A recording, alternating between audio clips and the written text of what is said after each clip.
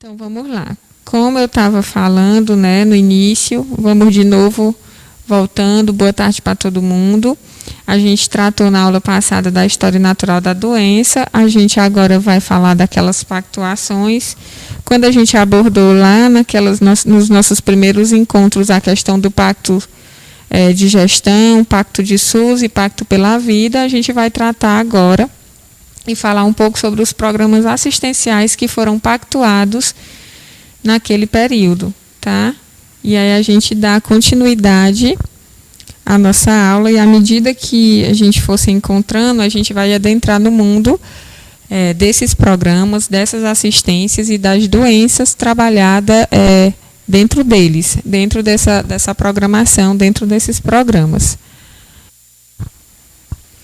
E aí a gente começa com, dentro desses programas assistenciais, a gente começa a trabalhar e falar, né, da saúde do adulto.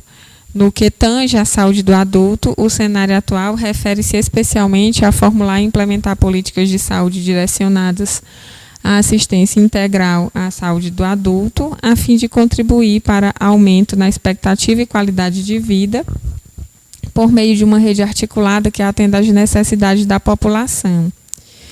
E o Ministério da Saúde ele tem investido em diretrizes que orientam a reorganização das redes de atenção à saúde e as linhas de cuidado às doenças crônicas, assim como orientado ações para a vigilância das doenças infecciosas mais prevalentes. E aí a gente tem essa questão aqui daqui, gente, conhecido também como PAISA, que é o Programa de Atenção Integral à Saúde do Adulto.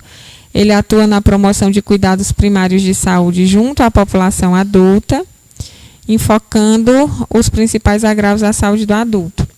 Quais são esse foco? Quais são esses agravos, né? E como é que esse programa de atenção ele vem trabalhar? Ele vem trabalhar implementando políticas de saúde que serão direcionadas à assistência integral à saúde do adulto e também em contribuir para o aumento na expectativa e qualidade de vida dessa população. Com o foco principal de quê? De atuar nas condições específicas a esse público, entre os quais aí eles vão trabalhar os programas que vão assistir esses adultos, no caso da hipertensão arterial, do diabetes, da tuberculose, da hanseníase, do tabagismo. Então, assim, são doenças pertinentes dentro da condição, né, dentro da condição desse ser humano, e aí a gente passa a ter um programa que ele está voltado integralmente à saúde. Quando eu falo a saúde do adulto, é de uma forma geral, ele abrange de uma forma geral, certo?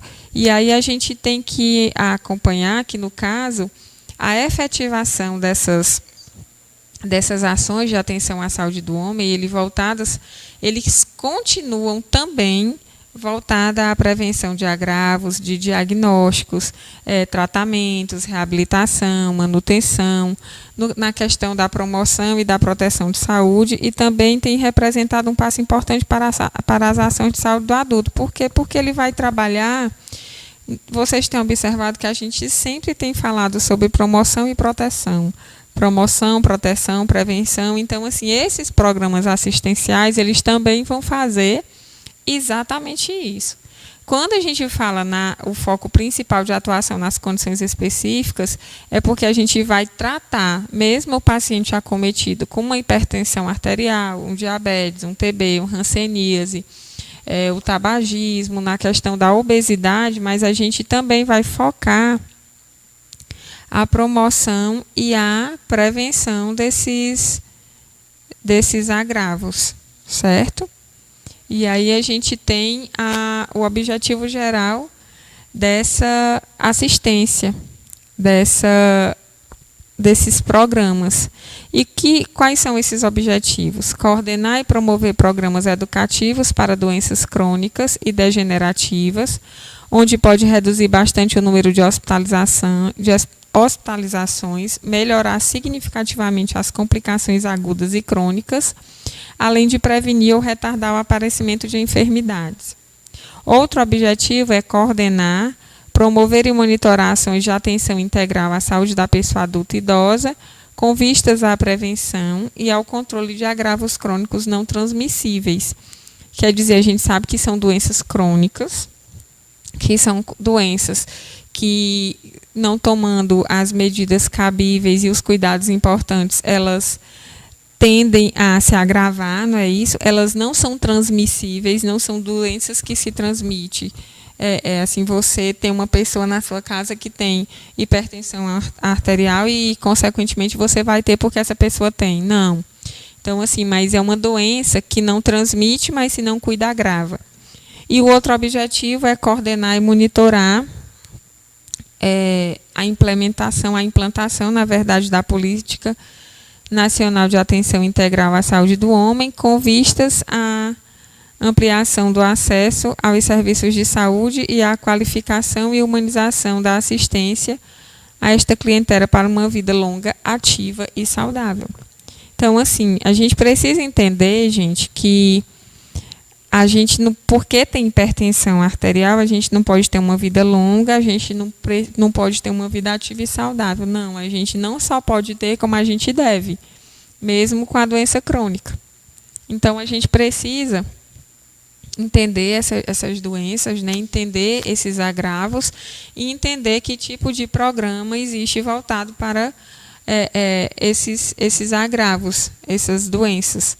E aí o Ministério da Saúde, em 2008, salvo, se eu não me engano, 2008, ele apresentou como uma das prioridades do governo essa Política Nacional de Atenção Integral à Saúde do Homem. Do homem, a gente generaliza, do homem do ser. Que com essa prioridade, com essa política, ele tenta, de uma certa maneira, né, o programa tenta evitar a setorialização de serviços ou segmentação de estruturas. Por quê? Porque a partir dessa implantação dessa política foi instituída pela portaria número 1944 do Ministério da Saúde, do dia 27 de agosto, salvo, se não me engano, 2008, 2009. Eu lembro bem assim que eu sei que essa política é de agosto, com o propósito de desvelar as ações de atenção integral à saúde dos indivíduos do sexo masculino com idade entre 18 e 59 anos. Assim como a gente tem o programa que trata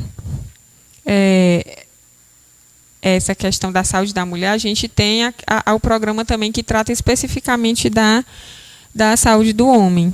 Aí o Lucas me perguntou aqui se nas doenças crônicas elas podem ser hereditárias e por algum fator genético. Sim, a gente sabe. Quando a gente fala de transmissão, a gente sabe que tem a transmissão do contato direto e também do contato indireto, né? A gente tem uma via de transmissão. Mas quando a gente fala de hereditariedade, a gente sabe que isso já vem da carga genética e faz parte, sim. E essas doenças crônicas, quando a gente fala de diabetes, quando a gente fala de hipertensão, Lucas, a gente tem sim essa disponibilidade de acordo com a carga genética que a gente traz e como é que tem na família da gente. A gente precisa ver a predisposição dentro da nossa família, porque a gente busca também os nossos ancestrais, não é isso?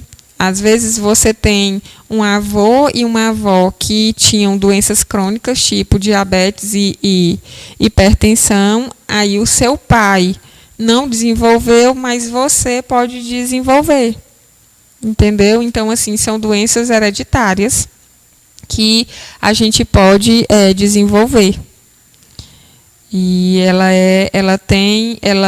é de acordo com a carga e com o fator genético da gente. Aí a gente vai buscar essas questões aí estudar os nossos antepassados. Por exemplo, a questão do câncer, né? Eu posso ter como câncer, que também na minha família se apresentou algum programa com câncer, que eu não sei se eu acho que eu não falei isso para vocês, mas à medida que a gente for tratando aqui, a gente vai fazendo, né? Vai falando. a gente precisa, tipo assim, a minha mãe, a minha tia teve câncer. E aí eu tenho probabilidade de desenvolver um câncer? Tenho. Por quê? Por causa da minha carga genética e por conta da minha tia que teve. Aí, digamos que foi um câncer de mama. Por conta da minha história de câncer na família, a minha investigação, eu tenho que começar o quanto antes. Se eu faço mamografia a partir dos 40 anos, eu tenho, dentro dessa condição de na minha família ter tido um caso, mesmo que um caso curado, eu preciso fazer a investigação o quanto antes.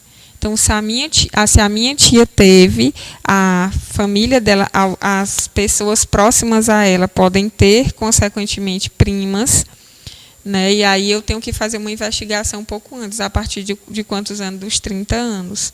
Com caso de câncer na família, a gente sempre precisa fazer uma busca antes do que o prazo preconizado. Então, é assim que a gente acaba tendo um diagnóstico precoce, tratando e investigando melhor. Por quê? Por conta do nosso fator genético, por conta da nossa carga hereditária. Então, existem sim doenças, nesses casos que eu falei para vocês, que eles são transmitidos hereditariamente, certo? E aí a gente fala um pouco dessa questão da hipertensão arterial. A pressão arterial ela é responsável por empurrar o sangue bombeado pelo coração, pelas artérias, levando o suprimento necessário aos demais órgãos.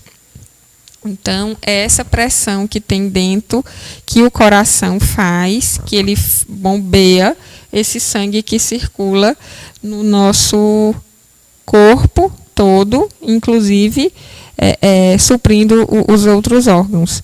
E as principais causas que levam a gente a desencadear uma hipertensão arterial é o fumo, o consumo de bebida alcoólica, a obesidade, o estresse, o elevado consumo de sal, níveis altos de colesterol e a falta de atividade física. Se a gente parar para pensar, são causas assim simples, aparentemente simples, mas com danos bem nocivos, porque assim tudo na vida da gente em excesso, ele vai na verdade acarretar uma sobrecarga.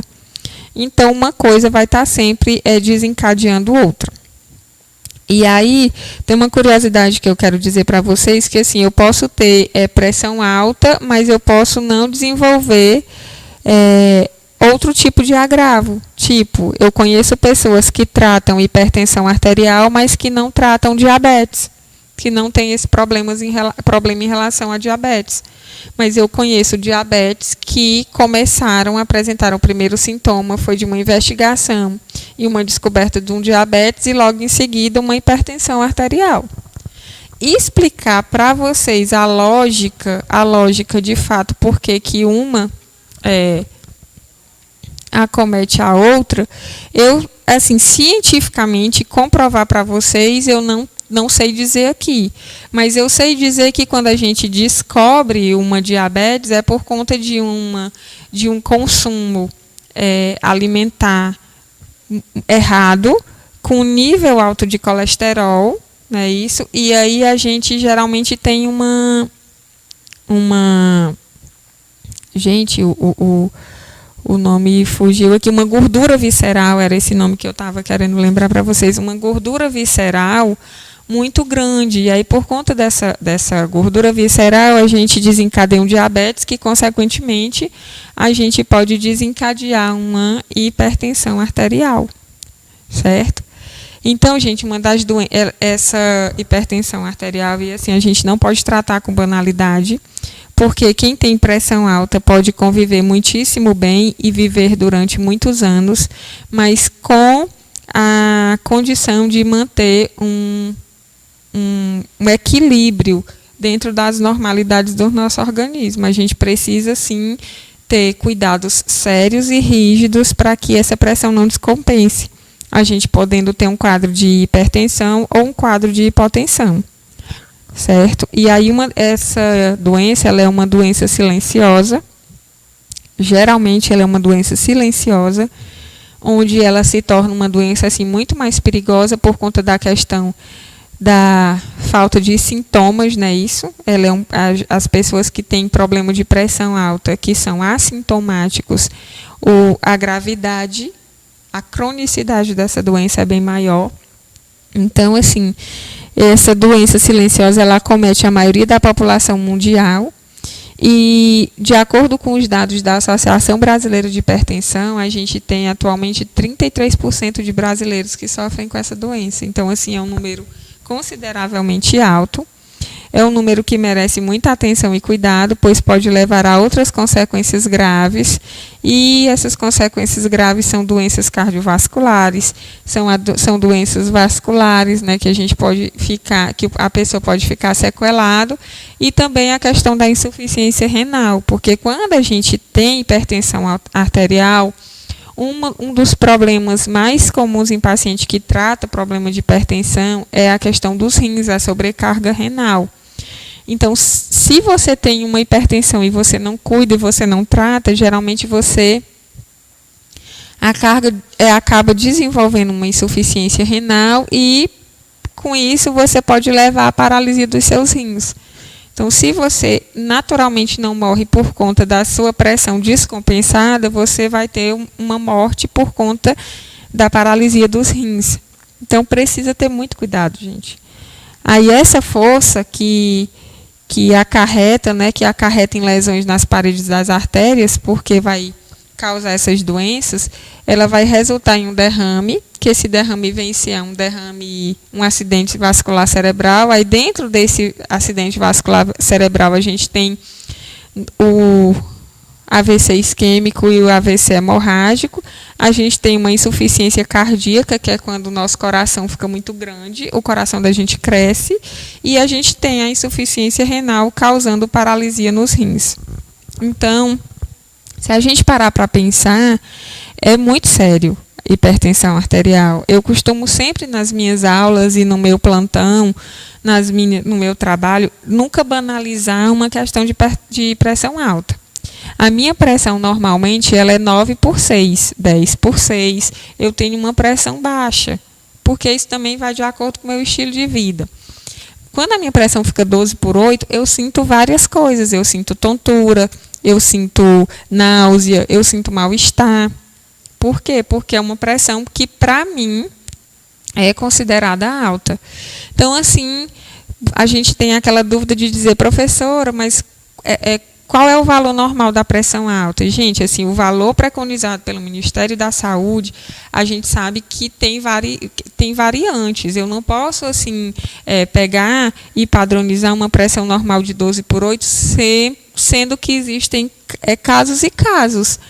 O padrão normal preconizado pelo Ministério da Saúde, o que a gente entende por uma pressão normal, um padrão normal, é 12/8.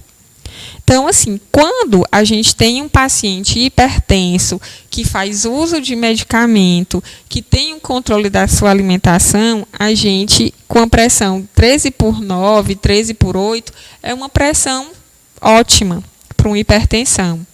E essa pressão que varia de 11/7, 10/6, 12/8, 12/7, isso são padrões de hipertensão aceitável e padrão bom de pressão arterial, certo? O que a gente tem que ter cuidado em relação à hipertensão arterial, a gente tem que entender a sistólica e a diastólica. Quando a gente fala de pressão sistólica, a gente está falando de pressão alta. E quando a gente está falando de pressão diastólica, a gente está falando de pressão baixa. E o grande vilão dentro da questão dessa hipertensão é a diastólica, é essa pressão baixa, porque ela tem um limítrofe. E esse limítrofe, que o nome está faltando, não sair aqui, ele é até 9.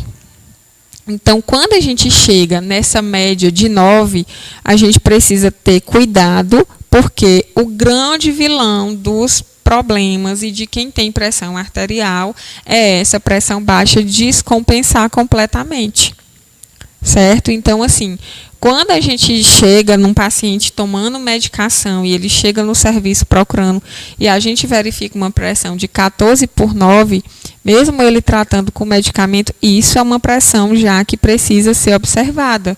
A gente não pode banalizar isso de forma nenhuma. Porque quando eu banalizo uma pressão dessa, eu posso estar fazendo com que esse paciente que procurou o serviço de saúde venha a desencadear uma doença cardiovascular, como eu já expliquei para vocês. A pessoa pode ter um AVC, ou tem gente que chama de AVC, tem gente que chama de derrame, né? Uma insuficiência cardíaca, porque o coração grande ele vai trabalhar com uma pressão maior. E a insuficiência renal causando a paralisia nos rins, por conta da medicação que é usada dentro desse quadro da hipertensão arterial. Tudo ok até aqui, pessoal? Então, assim, fumo, consumo de bebida alcoólica, obesidade, estresse. Estresse é uma coisa que causa doença de tudo quanto é forma. Aí o sal, que também a gente tem a medida correta do sal, que o sal demais não faz bem para ninguém, né? O nível alto de colesterol também no sangue não faz bem, até porque a gente pode causar problemas de fígado por conta desse colesterol. E a falta de atividade física. A atividade física ela é importante na vida da gente em qualquer segmento, independente de você ser uma pessoa hipertensa ou não, independente de você ter algum problema ou não. O importante é que você pratique dentro das suas condições a atividade física. Então, assim, é importante que a gente tenha esse cuidado. Hoje eu vejo a atividade física, não, antes a gente falava muito de padrões estéticos, de você manter um padrão muito gomadinho, muito arrumadinho. Hoje a atividade física é um dos principais fatores que compromete na tua qualidade de vida, que ajuda diretamente na tua qualidade de vida. E aí a gente vai para os sintomas da pressão alta, que eles costumam aparecer somente quando a pressão sobe muito, que podem ocorrer dores no peito, dor de cabeça, tontura, zumbido no ouvido, fraqueza, uma visão embaçada, um sangramento nasal, dor nas costas e vômitos. Uma coisa muito importante que a gente precisa aprender, a gente precisa desmistificar, é a questão de quando a pessoa está com a pressão alta, ela sente simplesmente uma dor no peito e uma dormência no braço, do lado do coração, no braço esquerdo. A gente precisa desmistificar isso, gente, porque tem pessoas que apresentam apenas esse sintoma, mas não. A gente precisa observar uma dor de cabeça que ela não passa, que é uma dor de cabeça persistente. A gente precisa observar a tontura, porque a tontura ela é desencadeada por N coisas. E dependendo de como essa pessoa apresenta isso, a gente precisa acompanhar todo o histórico. Ela está tonta porque ela ficou estressada com alguma coisa, comeu alguma coisa que não fez bem. Então, assim, dormiu, não teve uma noite mal dormida, teve uma raiva, enfim, são circunstâncias e situações que acabam comprometendo esses sintomas e a gente precisa observar todos eles quando a gente vai tratar de uma pessoa com pressão alta, que tem o problema, que tem o agravo. Então a gente precisa levar em consideração toda a história desse paciente. A fraqueza, a visão embaçada. Como eu falei antes para vocês, que quando a minha pressão ela fica 12/8, eu passo mal, porque eu apresento isso. Eu apresento dor de cabeça, eu apresento tontura, eu fico com náusea, eu não chego a vomitar, mas eu fico com náusea e eu fico com minha visão turva, com a sensação de que eu estou vendo um monte de pontinho. E uma coisa muito comum em quem está passando mal com pressão alta é a questão de vômito. A pessoa vomita e sente uma dor, que a gente tem uma impressão que é uma dor abdominal. Tem pacientes, inclusive, que por conta da dor ser tamanha, a pessoa distende o abdômen ela fica com a barriga bem inchada e com a barriga fofa, e a pessoa acaba deixando de observar essa pressão alta porque acha que é um problema intestinal, por conta da questão da barriga inchada e fofa. E a gente precisa observar todos esses sintomas e não banalizar. É claro que quando a gente não tem o problema de pressão alta e apresenta esses sintomas, a dor, por si só, ela descompensa os nossos parâmetros. Se eu não tenho problema de pressão alta, se eu não tenho diabetes e eu sinto uma dor muito forte, a minha pressão e a minha glicemia, elas tendem a ter uma alteração por conta da dor. E aí sim, quando eu não tenho uma pressão alta, os meus parâmetros descompensam, aí eu vou fazer uma investigação de algum outro problema que eu possa estar sentindo. Agora, se eu tenho hipertensão arterial, se eu tenho problema de pressão, se eu faço um tratamento de pressão e a minha pressão está descompensada, aí eu vou observar com mais detalhes a questão dos meus sintomas. Além da minha pressão alta, que eu tenho que observar esse valor, eu tenho que ver todos os outros sintomas que vêm junto com essa pressão alta. Então, às vezes, gente, eu escuto ou eu vejo as pessoas dizendo assim, eu não sei como é que a pessoa sai lá de sua casa para vir medir uma pressão. Primeiro, a gente não mede pressão, né? A gente afere. Depois, eu penso que a gente tem que separar os casos. Tem gente que tem mania de verificar a pressão, mas tem gente que realmente está sentindo alguma coisa. E eu acho assim que, como é uma porta aberta para outros problemas de saúde, eu acho que a gente não deve ignorar. Eu acho que a gente não devia deixar de fazer a mensuração dela e cuidar. Certo? E aí a gente tem o diagnóstico, que o diagnóstico é medir a pressão regularmente e a única maneira da gente diagnosticar ela. Como, professora? Me explica isso. Eu tenho que medir a minha pressão todo dia para eu saber se eu tenho problema de hipertensão ou não? Não, gente, assim, a gente não tem que medir a pressão regular todo dia, todo santo dia eu tenho que fazer isso. Mas a gente tem que levar em consideração o estilo de vida que a gente leva. Vamos dar um exemplo assim. Eu sou uma pessoa que, eu sou uma pessoa que fumo, que consumo bebida alcoólica, eu não bebo todo dia, mas eu bebo todo final de semana e o final de semana inteiro, sexta, sábado e domingo. Aí a minha gordura visceral, que é bem nessa circunferência da cintura da gente, ela é grande. Aí eu sou uma pessoa extremamente estressada, tá entendendo? Eu não tenho paciência, eu não tenho controle, eu não tenho um equilíbrio emocional bom. Aí eu como minha comida de qualquer jeito, comida gorda, eu não tenho esse negócio de como fritura demais ou como comida temperada demais e não pratico atividade física. Então aí eu tenho um prato cheio para desencadear essa hipertensão arterial, né? E aí vem aquela curiosidade, professora, mas para eu desencadear uma pressão arterial, eu preciso ter todos esses sintomas, todas essas causas fazer parte da minha vida? Não, eu posso simplesmente ter um deles. Eu posso fumar excessivamente, eu posso consumir somente bebida alcoólica e não fumar, mas eu posso ser apenas magra, super magra, e ser completamente estressada. Somente estressada. Eu posso ser magra e posso não fumar, não consumir bebida alcoólica, comer razoavelmente bem, não fazer atividade física, mas eu posso também ser uma pessoa extremamente estressada.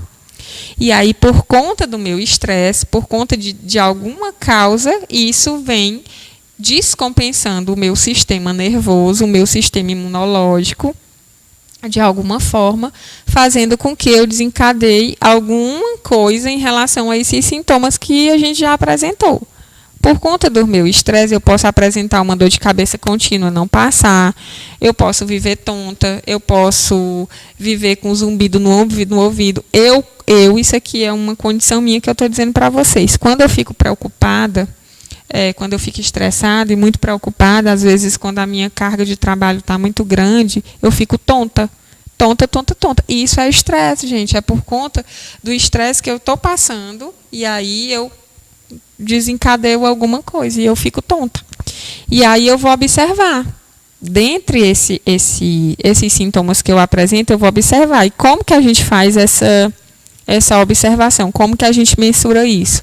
Eu vou fazer um mapa onde eu preciso para eu saber se essa pessoa ela vai desencadear, ela vai fazer parte desse quadro de hipertensão arterial, eu preciso avaliar durante ela 5 dias. E aí eu vou observar a pressão dela manhã e tarde. Toda vez que ela for no sistema buscar a aferição dessa pressão, eu vou ter que colocar lá 8 horas, pressão 12 por 8. Aí 16 horas, pressão 10 por 6. No final desses 5 dias, eu vou fazer um comparativo entre essa pressão sistólica e essa pressão diastólica. E com esse comparativo, eu vou definir se ela precisa ou não fazer um acompanhamento medicamentoso. Porque a gente sabe que tem situações que só com a mudança de hábito e a atividade física melhora, como a gente sabe também que tem pacientes que precisam, além de melhorar os hábitos, a condição de vida precisa também entrar no remédio, né? Então, assim, a única maneira que a gente tem de descobrir, de diagnosticar essa pressão é através da mensuração dela e do acompanhamento dessa pessoa em relação ao tipo de vida que essa pessoa leva. E aí, como é que a gente previne essa doença? A gente precisa manter um peso adequado. A gente precisa, né, além dos medicamentos que a gente tem, a gente precisa, além do medicamento que tem disponível para tratar essa doença, é indispensável a gente adotar um estilo de vida completamente saudável. E aí a gente vai fazer isso mudando os nossos hábitos alimentares, a gente vai ter cuidado com o sal, a gente vai praticar atividade física regular, tem que aproveitar os momentos de lazer, abandonar o fumo, tem que moderar o consumo de álcool, tem que evitar alimentos gordurosos, tem que controlar o diabético na situação ou na condição de uma pessoa diabética.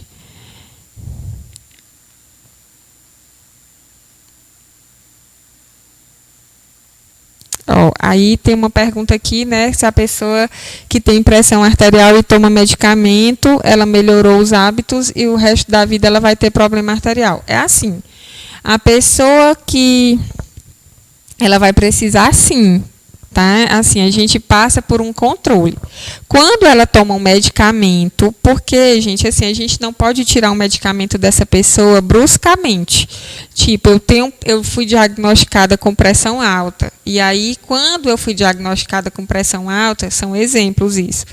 Eu passei no médico e o meu tipo de pressão alta eu tinha que controlar com remédio e tinha que controlar com hábitos melhores, com hábitos saudáveis, não é isso? Um estilo de vida melhor. E daí eu fiz. Digamos que eu entrei com a medicação e entrei com os hábitos alimentares saudáveis, o estilo de vida saudável. Daí minha pressão, ela controlou. Eu mantive um padrão que eu tinha um padrão de pressão que ela estava sempre para o normal. Mas aí eu vou parar de tomar esse medicamento abruptamente? Não, eu não posso tirar a medicação de uma paciente que ela vai ser hipertensa. Uma vez hipertenso, ela será hipertenso para o resto da vida, porque ela é uma doença crônica. Essa doença crônica, ela vai se manter estabilizada se eu manter os padrões de cuidado com ela.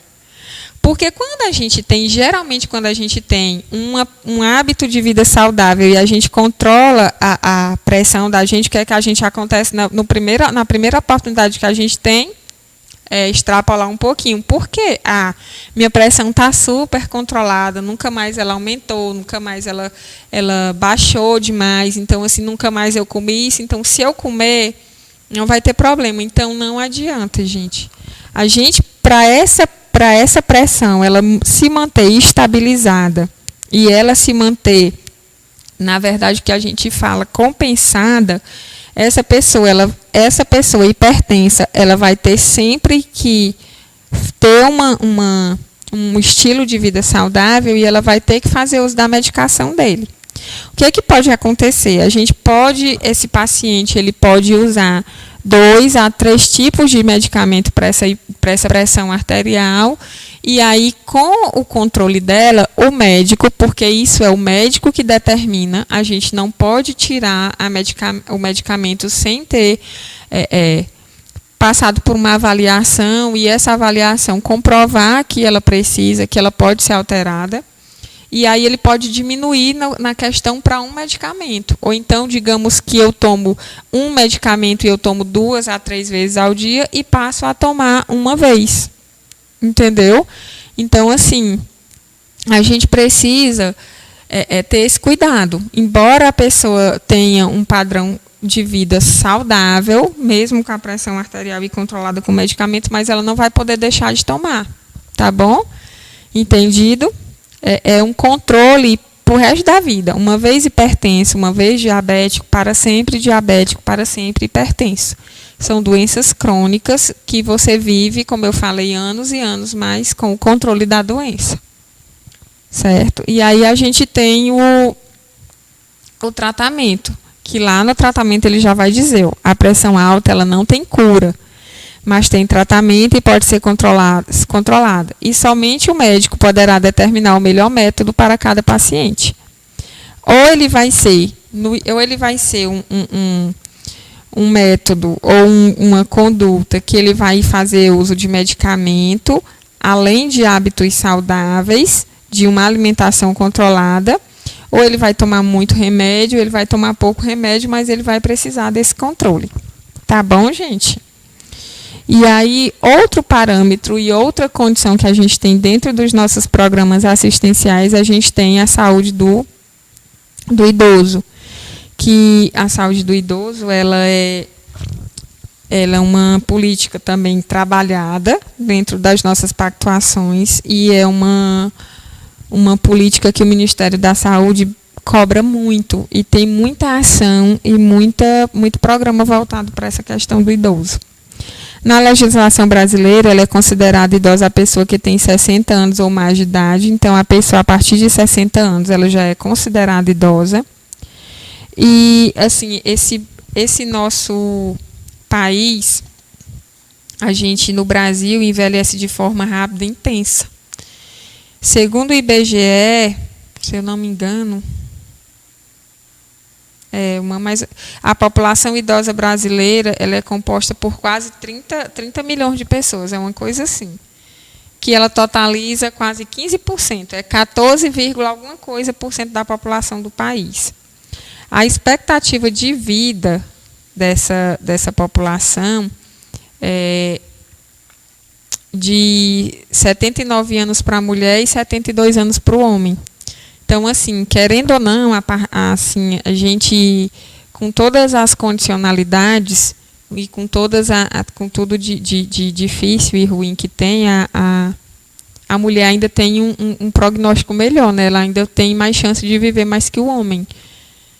E aí esse crescimento ele representa uma importante conquista social. Por quê? Porque ele vai resultar da melhoria das condições de vida, né, desse público, no caso do idoso, do homem e da mulher. E aí também ele vai trabalhar com acesso a serviços médicos preventivos e curativos, com o avanço da tecnologia médica. Aí, pois que bom, Lucas. 28, né? 28 milhões de pessoas, de idosos, é isso? Ou milhões de a população idosa brasileira. E aí a gente também tem que ver a questão da tecnologia médica, da ampliação da cobertura de saneamento básico, o aumento da escolaridade, da renda e outros determinantes, né, da condição desse idoso. E aí a gente precisa entender como é que se dá esse perfil epidemiológico.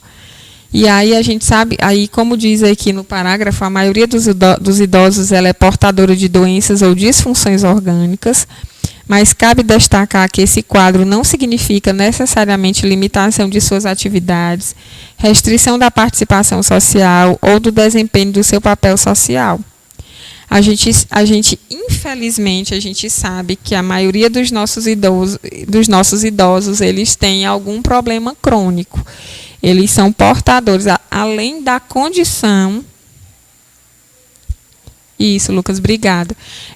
Além da condição de idoso, porque o idoso por si só já é uma condição, ele é sempre portador de alguma doença. Então, assim, essas doenças geralmente são disfunções orgânicas.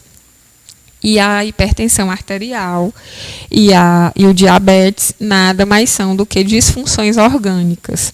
E a gente vê muito idoso com as duas doenças ou com uma só doença, mas a gente vê e é muito comum isso, né?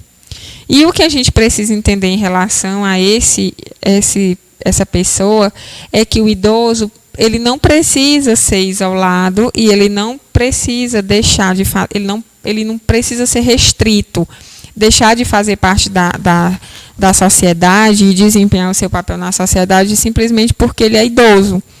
E na maioria das vezes a gente costuma dizer que o idoso, mas já está idoso, dá trabalho. E a gente acaba, de uma forma ou de outra, excluindo essa pessoa, né? Então, esse perfil epidemiológico da população idosa, ela é caracterizada pela tripla carga de doenças. E aí vem o forte predomínio das condições crônicas. E por conta dessas condições crônicas, o que acontece? A gente tem uma prevalência de elevada mortalidade, a gente tem uma prevalência também elevada de morbidade por condições agudas, que aí elas vão ser causadas, elas vão ser decorrentes de causas externas e também por conta das agudizações das condições crônicas, a falta do cuidado. Então, assim, geralmente, o idoso, vamos prestar atenção, o idoso que ele não tem um acompanhante e ele tem uma hipertensão arterial ou um diabetes. Por conta da limitação das suas atividades, por conta da limitação de uma pessoa idosa, de repente ele pode não tomar o remédio correto e ele vai acabar agudizando, né, quer dizer, somatizando o problema dessa hipertensão. Isso acontece demais essa exclusão. E uma coisa que o idoso sofre, muita gente, uma coisa que eu acho que que até tem, né, a questão do aumento dos casos de depressão idoso. Se a gente parar para pensar, se a gente vê a quantidade de abrigos que existem no mundo, o público maior que tem abrigo é quem? É idoso. E esse idoso, ele foi abandonado por quem? Pela sua família. Então, não adianta. Presta atenção no comportamento. Quem tem um idoso em casa, presta atenção como é que é o comportamento desse idoso. O idoso, por si só, a condição de ser idosa por si só, eu já penso que é muito difícil, sabe? Eu acho que envelhecer é muito difícil, não é fácil.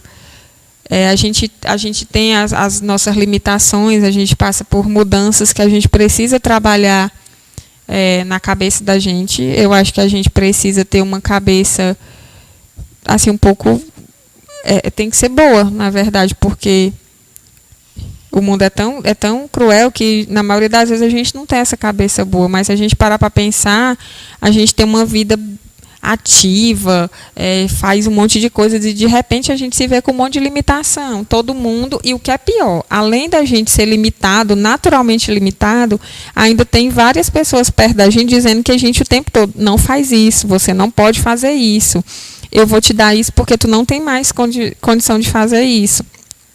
Então isso já vai naturalmente desenvolvendo essa depressão, desenvolvendo essa tristeza que é visível na maioria do rosto das pessoas idosas. Então, a gente precisa ter cuidado com essa exclusão e não fazer isso. Tem que ter muito cuidado. E aí, por conta disso, como eu estava falando, essa agudização das condições crônicas, por conta de não ter condição de fazer mais uma alimentação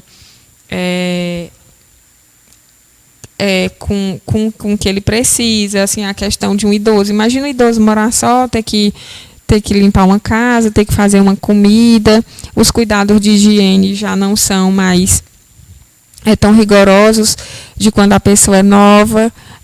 O idoso ele já tem isso, dele é uma característica nata dele. Você presta atenção que o idoso ele tem preguiça de tomar banho, ele já fica, porque às vezes não é por não gostar, às vezes é por conta da condição dele. Ele é um ser que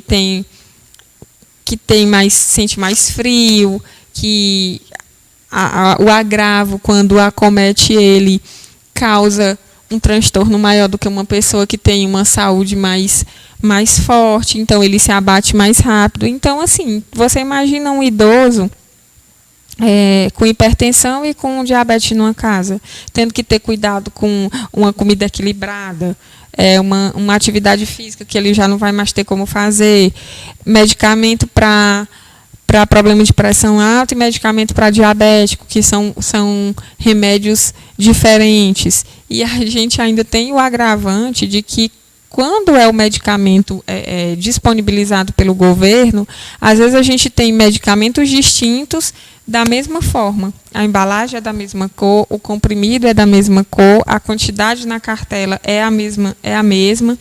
Então, tu imagina quando ele não consegue mais fazer essa diferença. E aí o remédio que era para tu tomar, que era para dar 30 dias, só dá 15, só dá 20, por quê? Porque tu tomou a mais.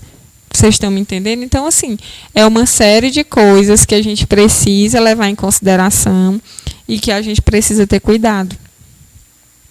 Então, assim, dentro das minhas especialidades, depois de enfermeira, uma coisa que eu nunca consegui fazer, eu confesso para vocês, que foi pediatria.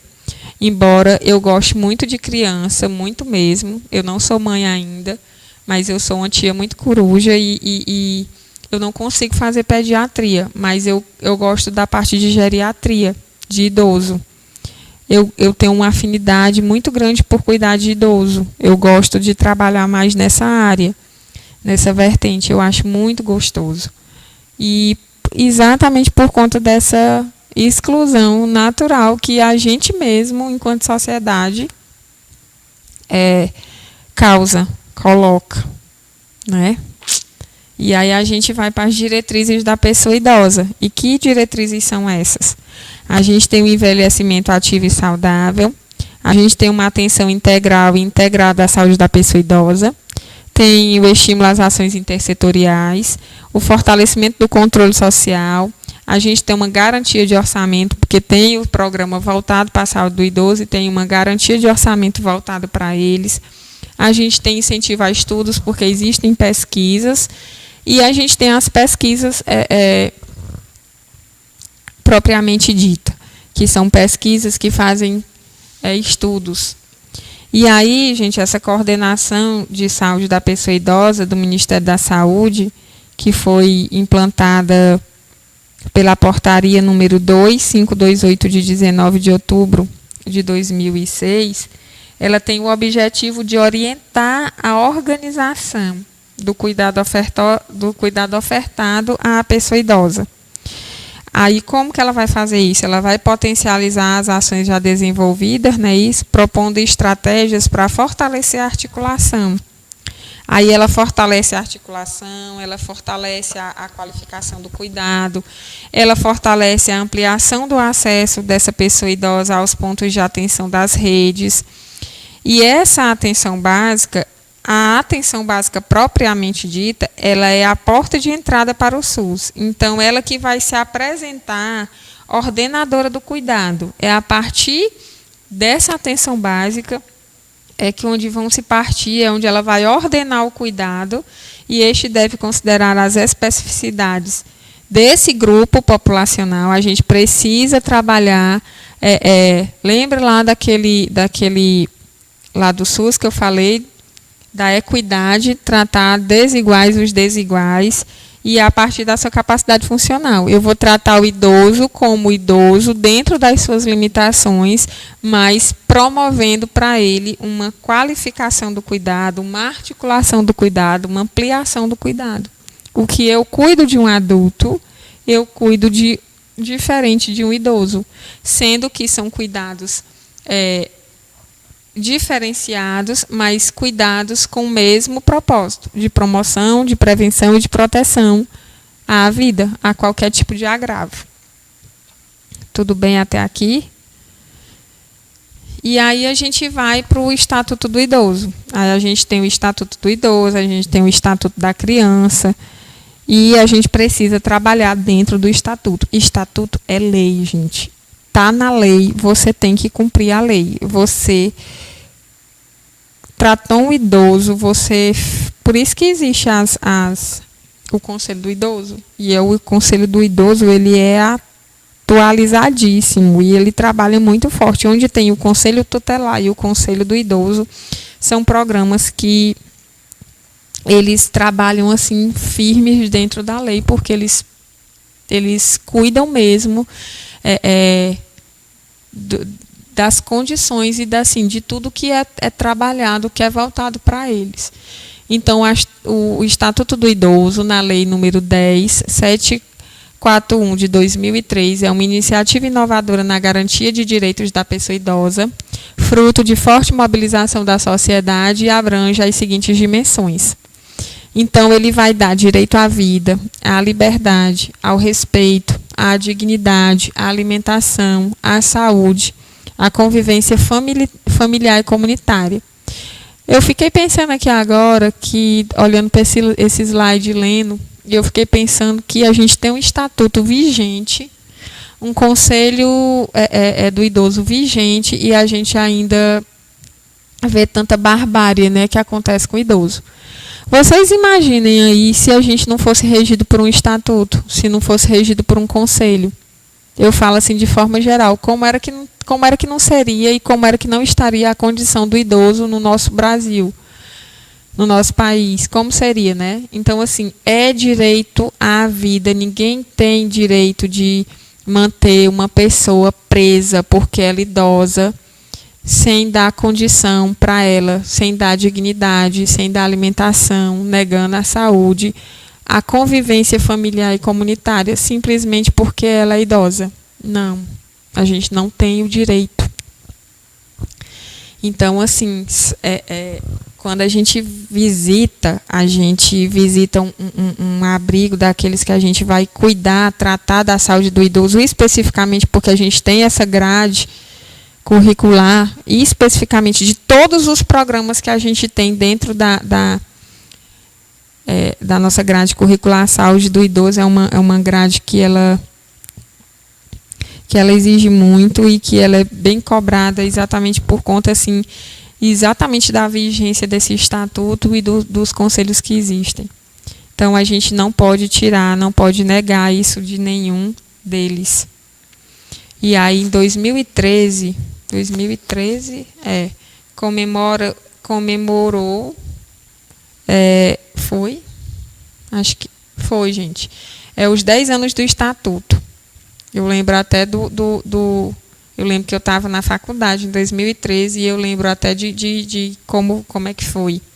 Com o reconhecimento de avanços na questão dos fatos significativos em relação ao direito, ao campo de direito, a parte das políticas públicas, do decreto que foi lançado, que era o Compromisso Nacional para o Envelhecimento Ativo. E eu lembro que dentro desse decreto presidencial que foi lançado, né, o Compromisso Nacional para o Envelhecimento Ativo, eu lembro que tem a participação de 12 ministérios, incluindo, na época, o Ministério da Saúde. Então, assim, é um conselho, é um estatuto que é muito, muito assistido. Então, ele tem as suas peculiaridades, as suas particularidades. Então, tem muita ação e muita prática voltada por parte das políticas públicas em relação à saúde do idoso. E aí foi dentro desse estatuto que foi destinado a regular os direitos assegurados às pessoas com idade igual ou superior a 60 anos de idade. Então, foi a partir desse estatuto que essa pessoa idosa foi considerada com 60 anos. A pessoa tem 60 anos, ela é uma pessoa considerada idosa. ela já faz parte e ela já tem seu direito garantido dentro dessa lei, dentro do Estatuto do Idoso. E aí a gente tem os direitos da pessoa idosa na saúde. E aí, os direitos dele já parte aí, né, da atenção integral à saúde da pessoa idosa por intermédio do Sistema Único de Saúde. Que aí, como é que o Sistema Único de Saúde ele vai garantir essa atenção? Ele vai garantir o acesso universal e igualitário, não é isso? Em conjunto articulado, e aí tem que ser um conjunto articulado e também tem que ser contínuo das ações e serviços. Ele tem que ele tem que ter a prevenção, a promoção, a proteção e também trabalhar a recuperação da saúde. E aí a gente inclui, dentro desse Sistema Único de Saúde, a gente também inclui a atenção especial, as doenças que afetam preferencialmente os idosos. Por exemplo, como o Lucas mencionou antes, a depressão. E isso é uma atenção especial. E aí a gente tem o direito a acompanhante em caso de internação ou observação em hospital. É um direito do idoso esse acompanhante. A gente tem o direito de exigir medidas de proteção sempre que seus direitos estiverem ameaçados ou violados por ação ou omissão da sociedade, do Estado, da família, do seu curador de entidades de atendimento, quando o idoso não tem condição e ele precisa de terceiros. A gente tem os descontos, né, que a gente tem o desconto de 50% dos ingressos quando eles vão para eventos. A gente tem a gratuidade dos transportes coletivo, público. Tanto o coletivo público urbano e o semi-urbano, a gente sabe que tem nessas linhas que fazem viagem para outras cidades, tem a carteirinha, né, que tem idoso que já não paga mais. A gente tem a reserva de 2 vagas gratuitas no transporte interestadual para idosos. É tanto quando a gente entra em ônibus de viagem, aquelas primeiras poltronas, eles são separados para pessoas gestantes e para idosos. E essas vagas, elas são garantidas. Tem a reserva de 5% das vagas nos estacionamentos públicos e privados, é direito. Tem prioridade na tramitação dos processos e dos procedimentos na execução de atos e diligências judiciais. Quando ele não tem condição de ter uma aposentadoria, mas ele tem o direito de requerer o benefício de prestação continuada, que é o BPC. Por isso que tem que ter esse atendimento em rede. O atendimento à saúde do idoso, ele está interligado à rede. Então, assim, não é só o Sistema Único de Saúde como um todo, que ele vai ter direito a esse benefício a partir dos 65 anos, desde que ele não possua meios para provar a sua própria subsistência, que aí ele tem o direito ao BPC, que é o benefício de prestação continuada. Ele tem direito de 25% do acréscimo na aposentadoria, dependendo do caso, em casos especiais ou por invalidez. Tem idosos, gente, que têm câncer, acometidos por câncer, que eles têm direito a acréscimo a esses 25% de acordo com o que ele gasta de viagem com acompanhante, porque um idoso que faz tratamento por câncer, ele não pode fazer sozinho. Então, assim, esse acréscimo é para ajudar nas despesas que ele tem. E o caso de suspeitas ou confirmação de violência praticada contra idoso, que a gente ainda tem muito, que devem ser objeto de notificação compulsória pelos serviços de saúde públicos e privados à autoridade sanitária, bem como devem ser obrigatoriamente comunicados a eles a quaisquer dos seguintes órgãos, como eu falei, uma autoridade policial, o Ministério Público, o Conselho Municipal do Idoso, o Conselho Estadual do Idoso e o Conselho Nacional do Idoso. Então, vejam só o quanto é que o idoso ele é assistido. Então, existe conselho municipal, estadual e nacional. Então, essas notificações, elas precisam ser feitas, notificações compulsórias, e, consequentemente, elas serão apuradas pelo Ministério Público. Você pode ter certeza que toda vez que acontece uma violação de direito, seja da criança, seja do idoso, e o Conselho toma conhecimento dessa violação, o Ministério Público ele apura. Sempre. E aí, gente, a gente passa para a saúde do trabalhador. Lembrando que esses programas assistenciais que a gente está tratando hoje foi daqueles programas que a gente falou nas nossas aulas anteriores em relação aos pactos estabelecidos pelo SUS. Então, são atenções voltadas e programas voltados diretamente às ações pactuadas pelo SUS, que, de uma certa forma, engloba todo o sistema. Vai todo mundo, querendo ou não, fazer parte desse sistema e todo mundo fazer parte de programas assistenciais. E aí a Política Nacional de Saúde do Trabalhador, da trabalhadora, tem como finalidade definir os princípios, as diretrizes e as estratégias a serem abordadas pelas 3 esferas de gestão do Sistema Único de Saúde, que para o desenvolvimento da atenção integral à saúde do trabalhador, com ênfase na vigilância, visando o quê? A promoção, a proteção da saúde dos trabalhadores e a redução da morbimortalidade decorrendo dos modelos de desenvolvimento e dos processos produtivos. Gente, aí esse programa, essa pactuação da saúde do trabalhador foi estabelecida por conta dos agravos que muitos trabalhadores sentiam ou existiam em tempos passados, e aí por conta das mortes, do índice grande de morbimortalidade que tinha dentro das grandes empresas, das indústrias, das fábricas que aconteciam, que tinham nos anos anteriores, né, nas décadas anteriores, é que foi criado esse programa, estabelecido esse programa.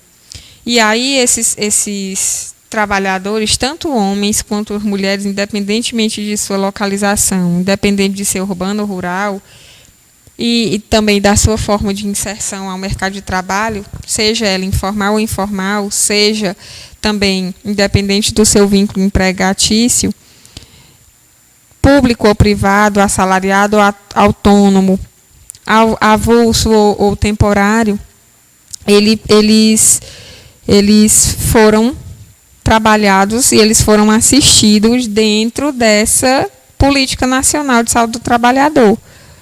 Ele podia ser um aprendiz, ele podia ser um cooperativo, um estagiário, um doméstico, um aposentado, ou um desempregado, eles são sujeitos dessa política. Então, eu posso ser uma pessoa que trabalha formal ou informalmente, eu posso ser uma pessoa do serviço público ou privado, assalariado ou não, autônomo, eu posso ser como for, mas a minha saúde está preconizada, ela está dentro dessa política nacional.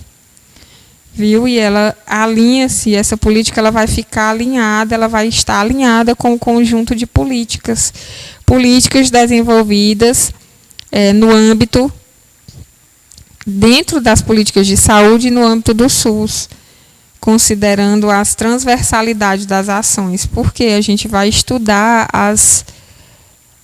o trabalho e também esse trabalho vai estudar a transversalidade desse trabalho e um determinante do processo de saúde e doença. A gente vai ver onde é que o meu trabalho pode me causar dano ou não, onde que ele vai estar diretamente ao meu processo ficar saudável ou doente. Certo, gente? E a gente vem para os princípios e para as diretrizes, que os princípios são a universalidade, a integralidade, a participação da comunidade, dos trabalhadores e do controle social. A gente tem a questão da descentralização, da hierarquização, da equidade e da precaução. E aí a gente tem o que com essa política e com todos esses princípios? São os princípios do SUS, o que a gente já tratou nas aulas anteriores. E aí a gente tem dentro dessa política que ela deve contemplar todos os trabalhadores, priorizando, entretanto, pessoas e grupos em situação de maior vulnerabilidade. A gente precisa ver a diferença e buscar a situação dos mais vulneráveis. E a gente também tem que ver aqueles trabalhadores que são inseridos em atividades ou relações informais e precárias. Não é isso?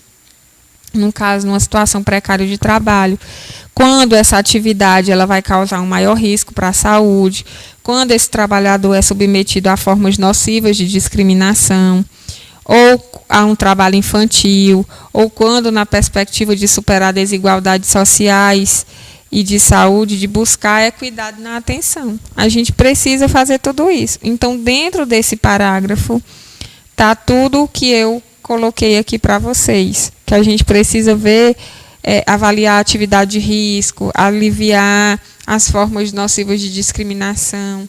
Aí, quando a gente tem pessoas e ou grupos vulneráveis, eles devem ser identificados e eles devem ser definidos a partir da análise. E dessa situação local e regional, até dentro da nossa localidade, dentro da nossa região, a gente precisa averiguar que tipo de trabalho que acontece, que são ofertados e quais são as condicionalidades que esses trabalhos são ofertados. E aí a gente precisa discutir. Isso é motivo de discussão tanto com a comunidade quanto os trabalhadores, que medidas sociais e que interesses sociais a gente tem e que a gente vai desenvolver voltada à saúde desses trabalhadores. Todos claramente considerando-se as suas especificidades e as suas singularidades culturais e sociais.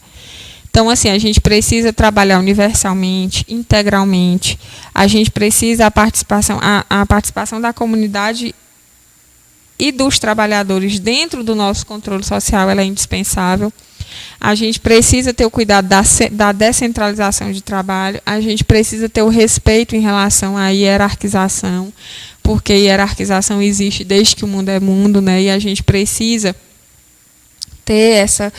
conhecer essa diferença, a gente precisa praticar essa diferença, e isso é uma das coisas que faz com que a gente mantenha a nossa saúde dentro da nossa condição de trabalho, porque quando a gente respeita, a gente precisa ser respeitado, mas a gente também precisa respeitar, a gente precisa trabalhar e tratar diferente os diferentes, mas a gente precisa entender uma coisa, gente. Quando a gente fala em equidade, a gente precisa trabalhar os desiguais dentro da sua desigualdade, mas a gente não pode trabalhar com discriminação.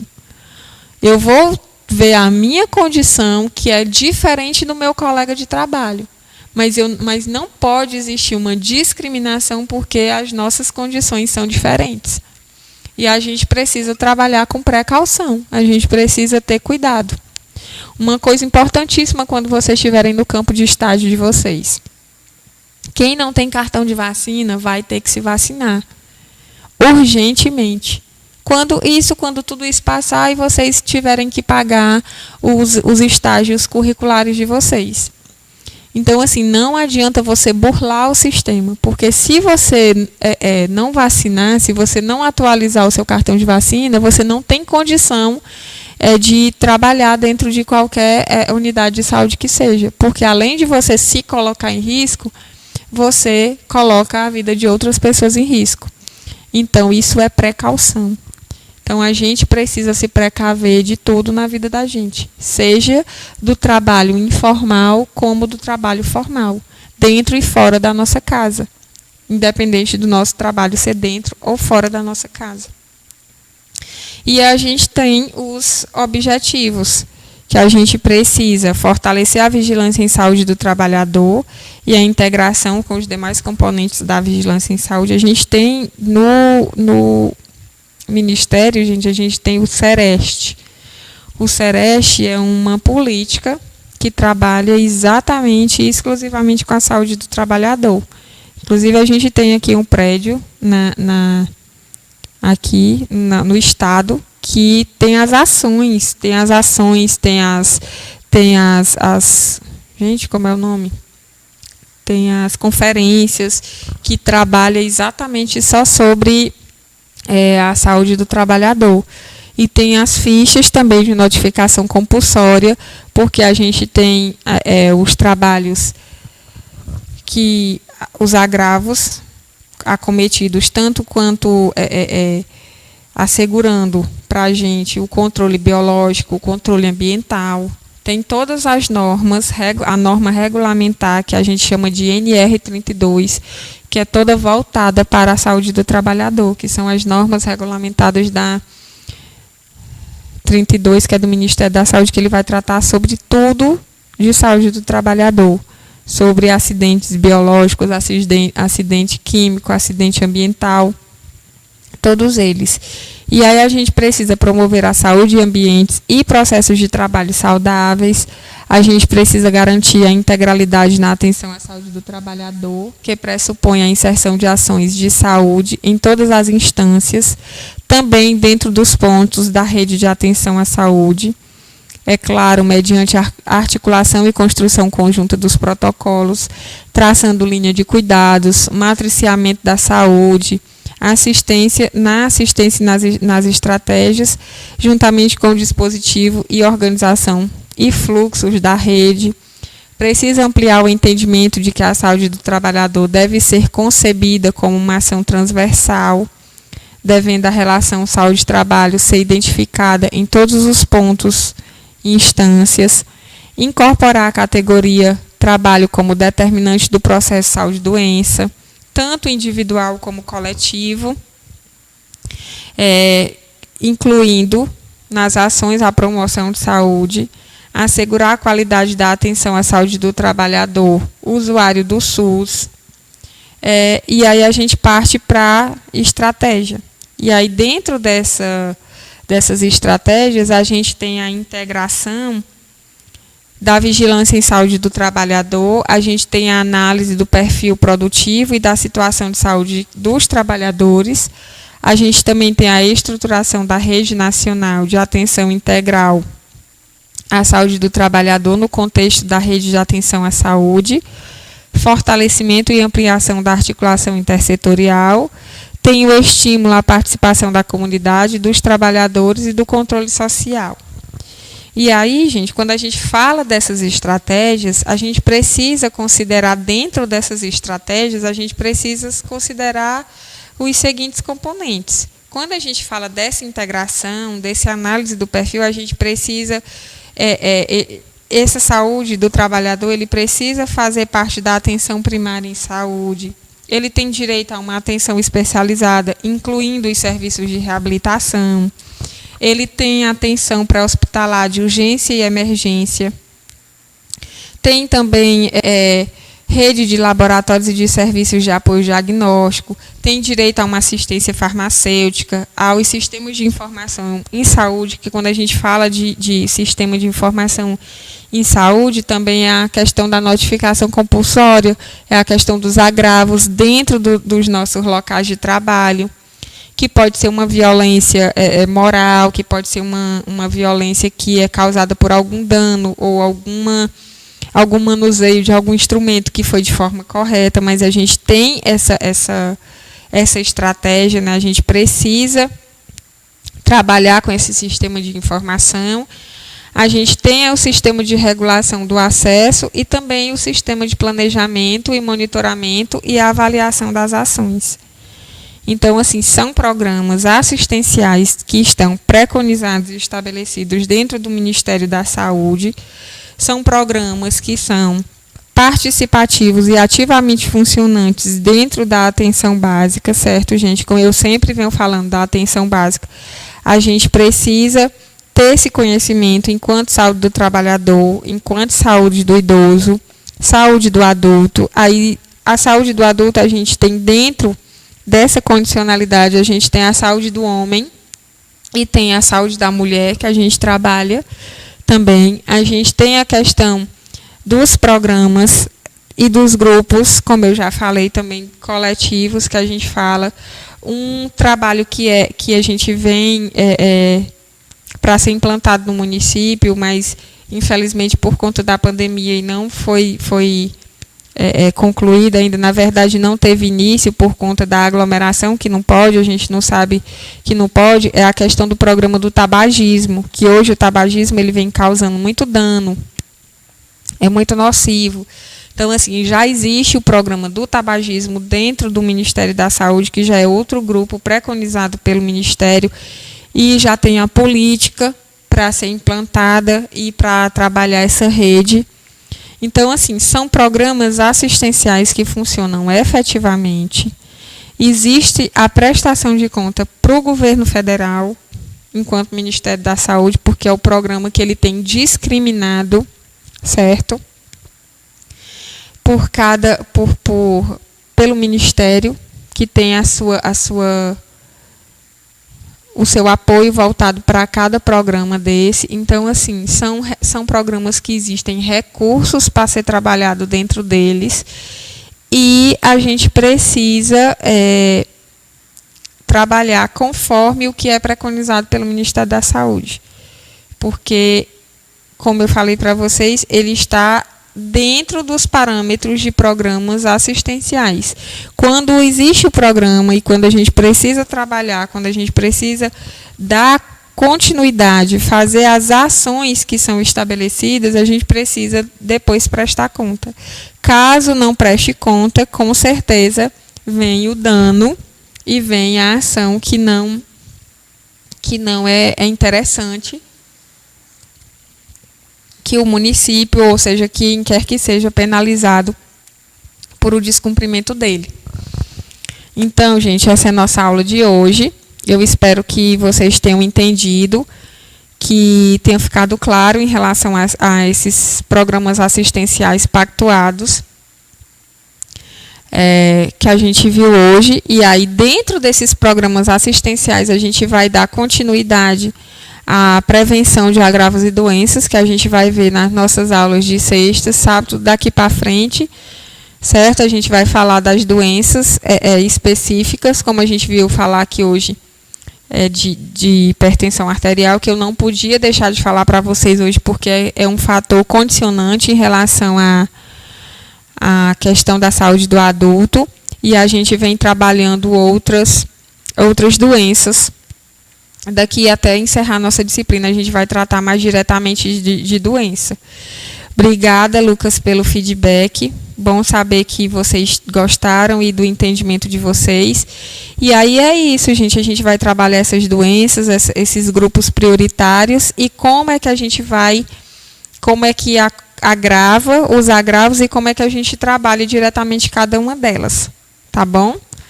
Um beijo para vocês. Foi ótimo estar aqui. Bom fim de tarde para todo mundo. Até a próxima. Tchau.